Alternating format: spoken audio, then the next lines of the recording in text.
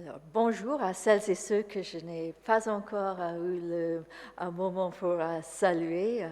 C'est super de nous voir si nombreux ce matin. Je pense que ça aussi, ça fait du bien au cœur d'être ensemble pour louer le Seigneur et avec quelques-uns qu'on n'a pas vus depuis un moment. Donc, on ne va pas manquer de se saluer, de prendre le temps ensemble à la fin pour prendre les nouvelles de celles et ceux qui sont là pour la première fois depuis un moment et aussi pour faire connaissance avec celles et ceux qui nous rejoignent pour la première, pour la deuxième fois. Donc, nous prendrons vraiment du temps pour être ensemble ce matin. Et ce matin, nous sommes dans la joie du présence du Seigneur, quelles que soient nos situations de vie. Alors, pour ceux qui sont là régulièrement, vous avez remarqué que nous regardons ensemble plusieurs affirmations que Jésus utilise pour mieux comprendre sa mission, son ministère et sa personne dans l'évangile de Jean. Des affirmations qui commencent par la petite phrase « Je suis ». La petite phrase « Je suis » qui nous envoie au nom de Dieu, que Dieu a révélé à Moïse au tout début de la mission de Moïse. Comme Moïse lui a dit, mais à cette voix qui lui a parlé à travers le buisson qui brûlait, Moïse a dit, oui, mais quand je vais voir le peuple, qui m'a envoyé? Comment est-ce que je vais dire, donnez-moi le nom, expliquez-moi qui vous êtes. Et le Seigneur a répondu avec la petite phrase, je suis qui je suis, Yahvé, qui est le nom du Seigneur en hébreu et qui est tellement sacré, tellement mis à part que les Juifs très observants, en tous les cas, ne le prononcent pas. Je suis. Et donc, dans la plupart de ces phrases, Jésus se compare avec quelque chose, pas de la vie de tous les jours, de la vie quotidienne, quelque chose de bien connu pour nous aider à mieux comprendre qui il est et ce qu'il fait. Il se compare avec le pain qui nous nourrit tous les jours. Il est lumière de vie qui nous éclaire, qui nous transforme.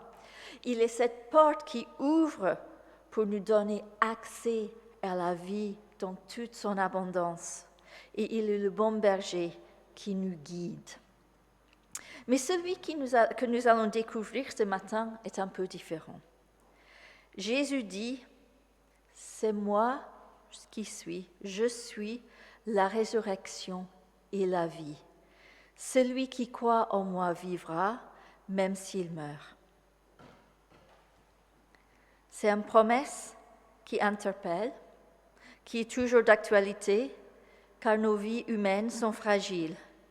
Les questions de la vie et de la mort ne sont jamais très très loin, même si dans nos pays développés, nous arrivons à les garder un peu à distance, protégés dans une certaine mesure par les conditions de vie qui auraient fait réserver nos ancêtres.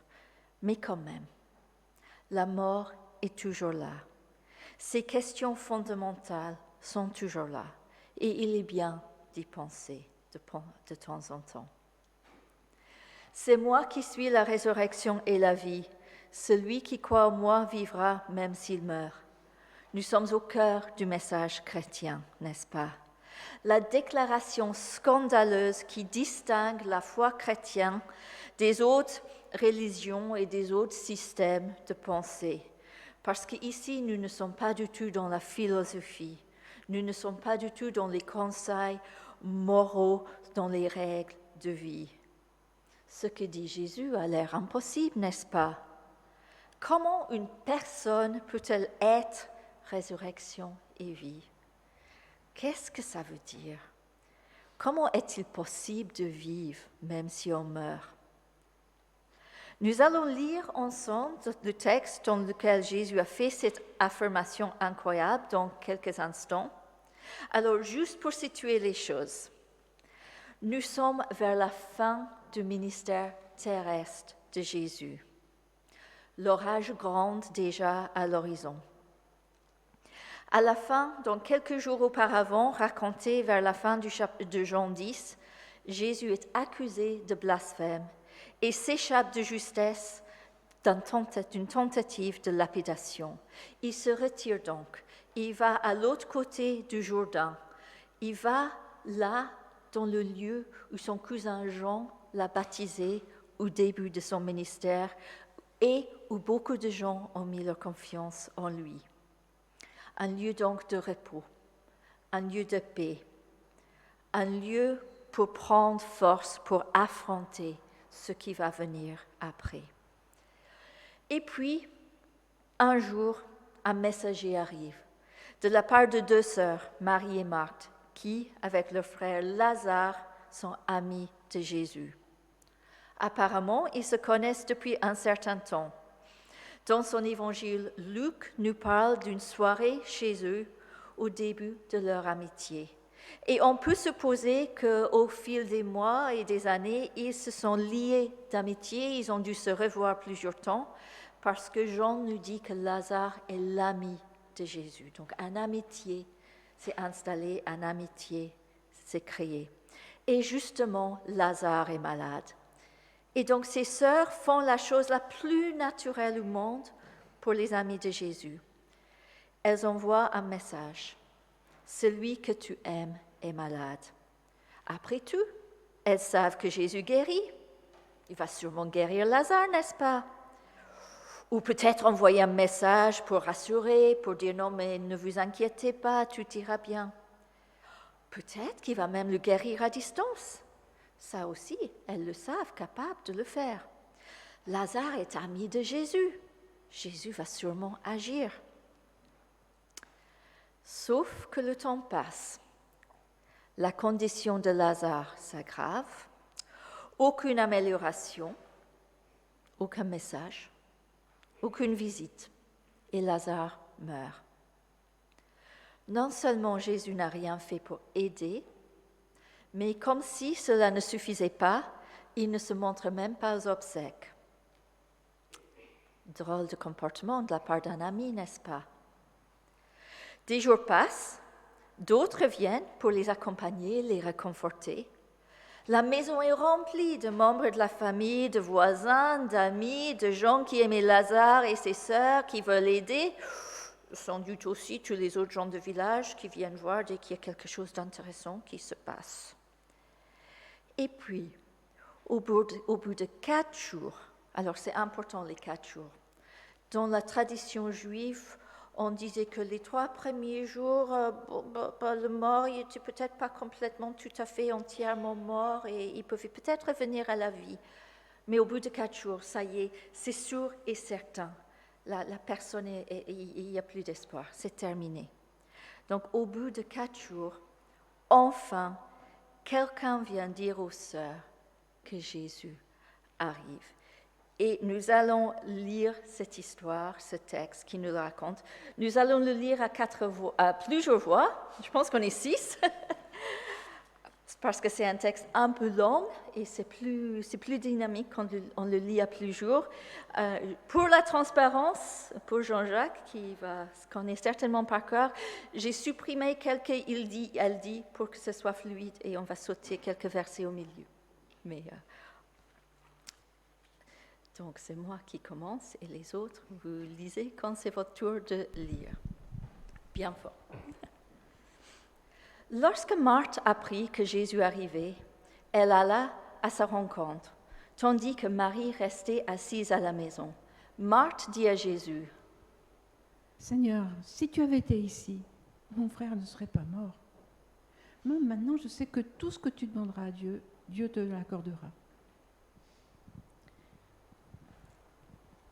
Jésus lui dit, « Ton frère ressuscitera. » Je sais qu'il ressuscitera lors de la résurrection, le dernier jour. C'est moi qui suis la résurrection et la vie.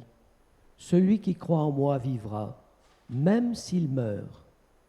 Et toute personne qui vit et croit en moi ne mourra jamais. Crois-tu cela ?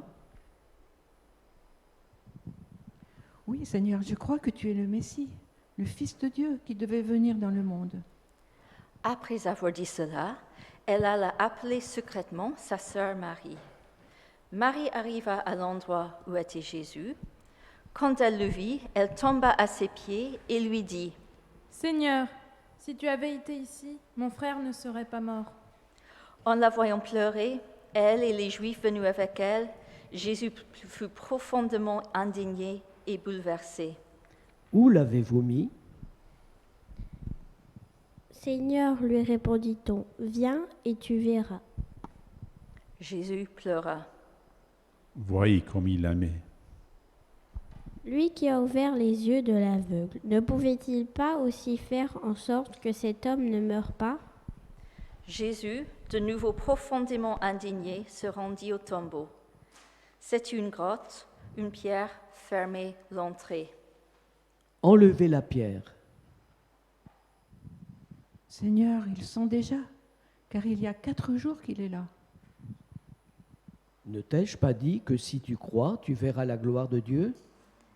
Ils enlevèrent donc la pierre.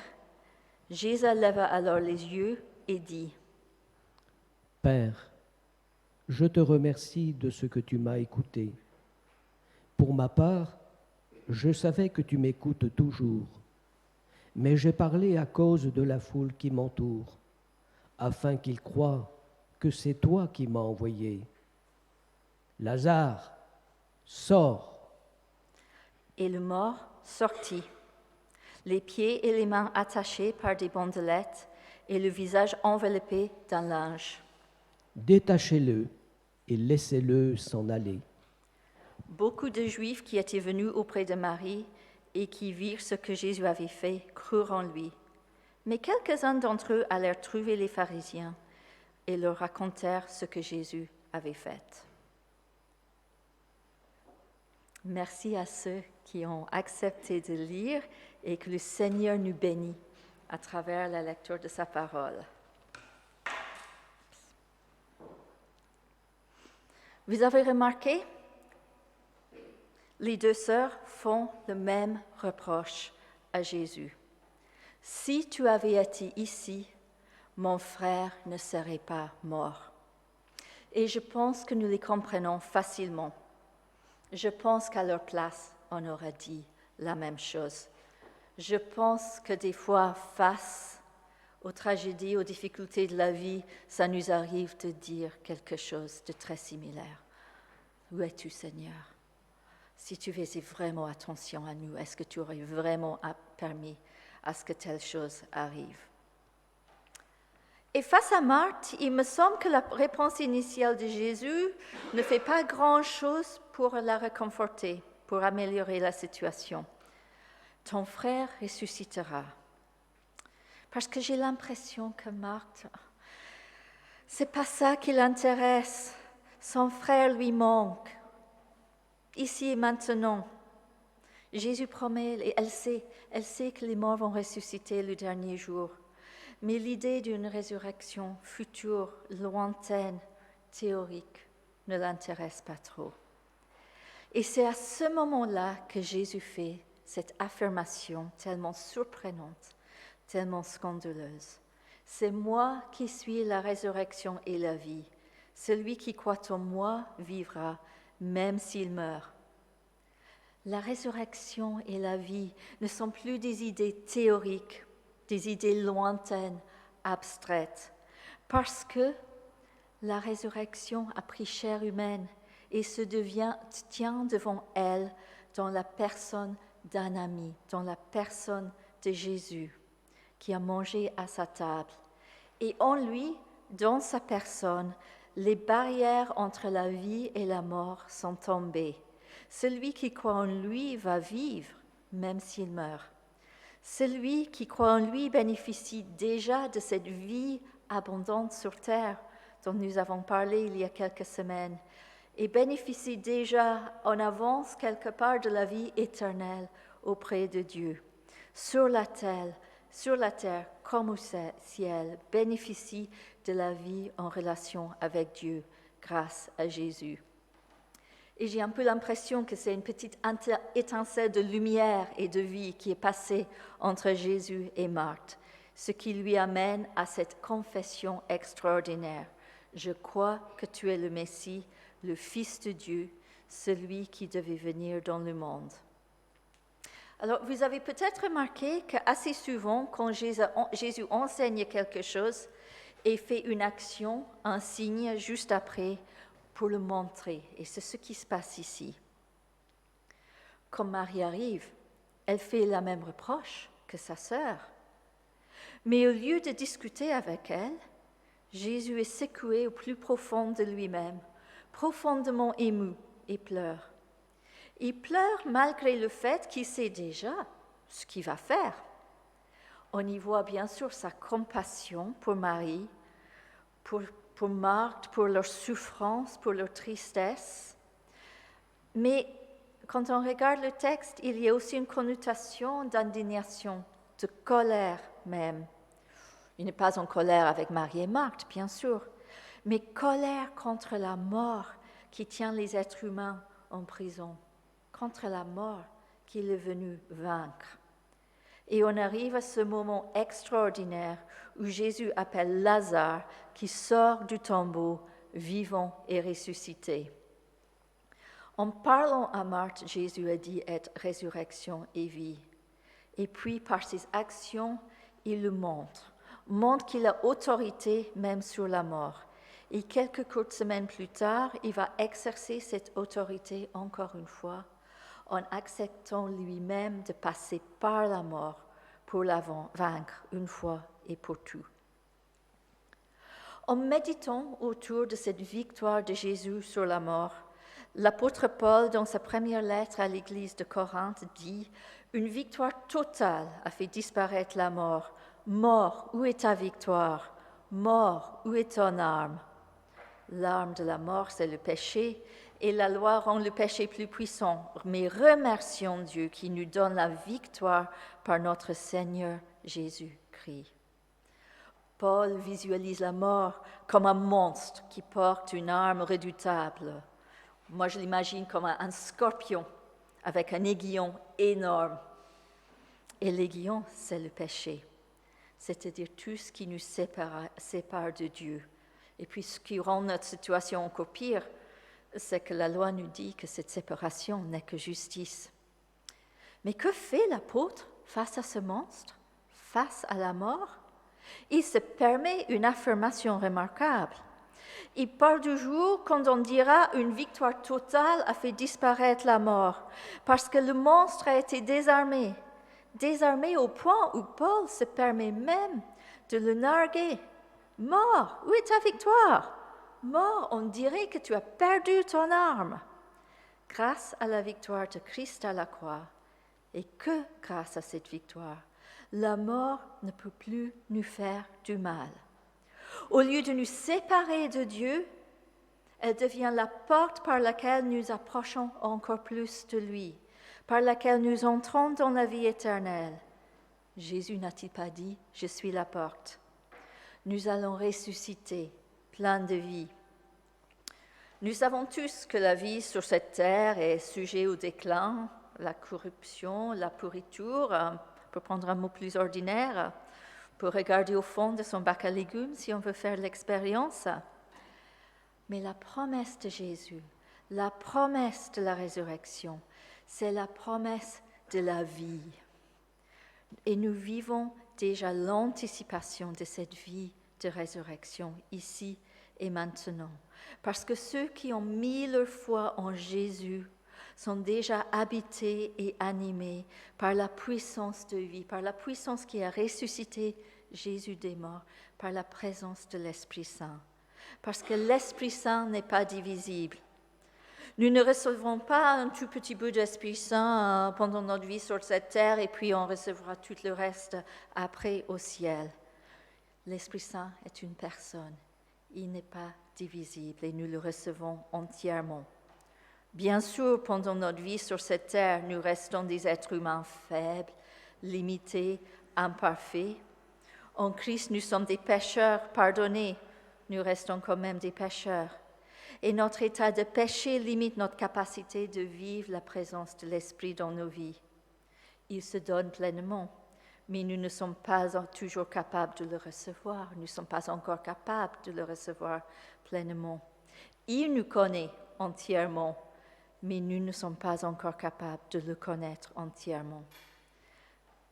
Nous deviendrons capables de le connaître et de le recevoir entièrement qu'après cette transformation finale promise, transformation qui va toucher à notre être tout entier. Et en attendant ce jour, nous sommes vraiment des privilégiés, parce que en Jésus, nous pouvons vivre un avant-goût, incomplet certes, mais quand même réel, de cette transformation finale. Et pendant toutes nos vies de chrétiens, nous sommes invités à continuer à cheminer et à laisser plus en plus de place pour Jésus dans nos vies, élargir l'espace qu'il occupe, nous laisser transformer de jour en jour pour plus en plus se ressembler à lui.